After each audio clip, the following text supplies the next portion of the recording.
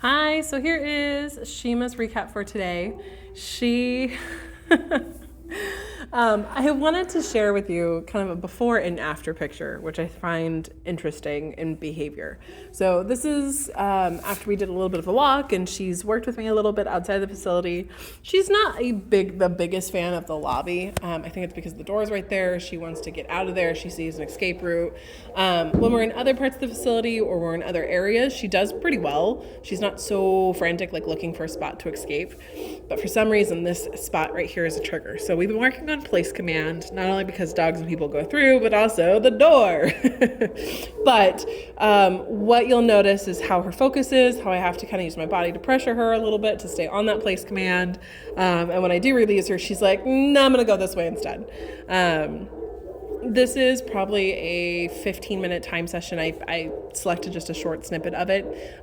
We walked around a little bit. We were trying to get her to focus. I was trying to use a ball motivation because usually I can get her to focus with the ball elsewhere. But right here, she's just in that kind of fight or flight mode. It's way better than what it used to be. But this is that thing of, identifying her triggers and teaching her tolerance. I can tolerate being in this environment. I can tolerate this trash truck or whatever the thing is. So hang tight and watch till we switch over to the next clip.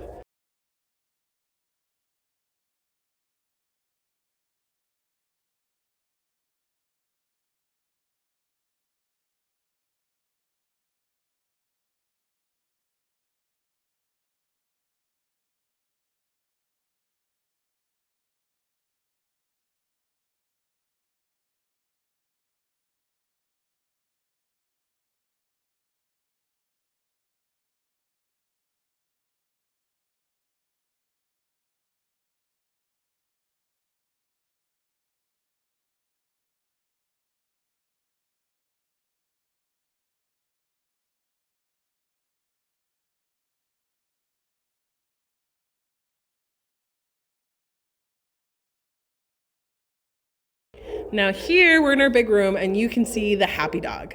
She flippin' loves this room because she gets to run around, she gets to go for the ball, she gets to play, and just her vibrant personality really comes out in place.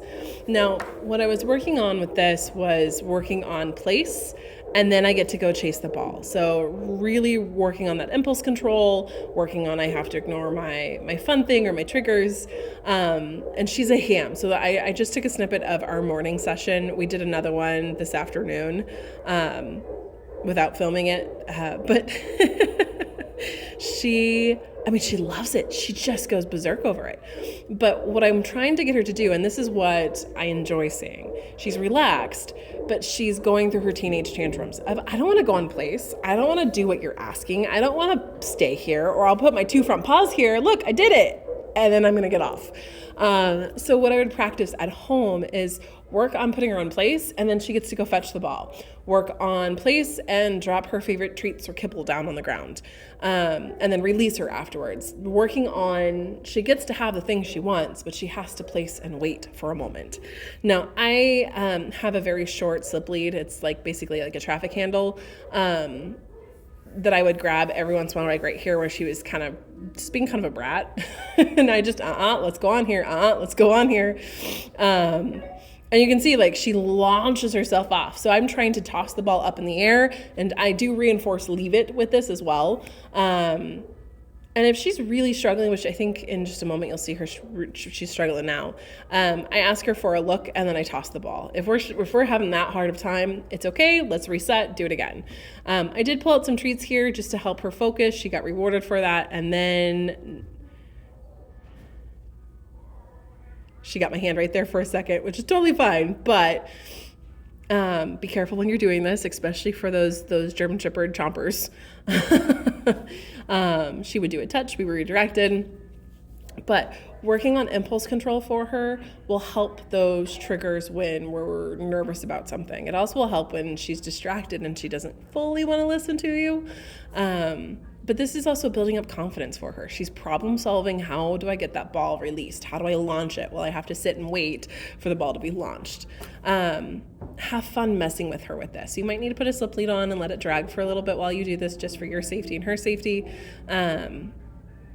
And right here, I'm modifying it where I'm just not tossing the ball. I'm just moving the ball with my arm. And you can see where she's like, okay, I got it. Oh no, I have to stay on this. Ugh, fine. And then she got rewarded. She gets a big reward for chasing it.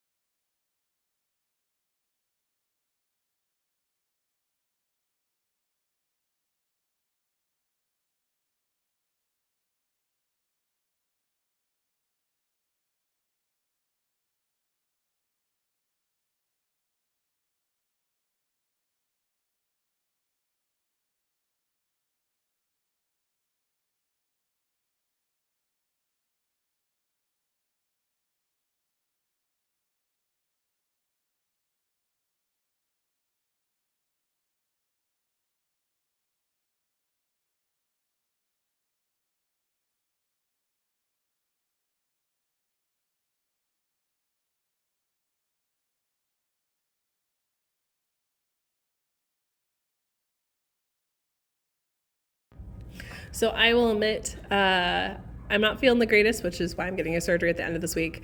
And she, as soon as I sat down, she plopped her butt. This is why I'm laughing in the video. She plopped her butt in my lap.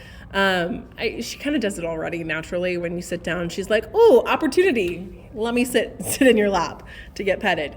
But this is an example of grounding behavior. It's why I kept the clip in here. Is it? She is trying to connect to your body. So she just gave me a fist lick, a lick on my face, and then I told her to go get the toy, and she brought the toy over. So this is something that you can practice of, like, if you have a migraine, sit down, see if she'll sit in your lap. If you notice that you're sitting on the couch and she's all kind of lovey-dovey on you, take check of your body. Are you having stomach pains? Are you having a headache? Is there tension growing in your body? If so, she's probably alerting and grounding to you, like here. Hey, something's different. I'm just checking in with you. She's a smart kid. Holy cow, is she a smart kid. So here we're playing with some touch, and I toss the ball for her. And of course, while she said she gets rewarded by getting pets, but smart dog. Now, this is after we did a play session. It was legitimately, we played really hard in the big room, and then I was asking her place. Once I got her a little bit more focused, her body was a little bit more relaxed to be in that lobby. So something to think about is when you're in stressful situations for her, can you get her to redirect? Like, can you work her and get her tired, and then we reinforce it? Now, she was engaged with the ball, so I'm going to release her with the ball, and you're going to see in a second. And she actually went for the ball, which was really cool.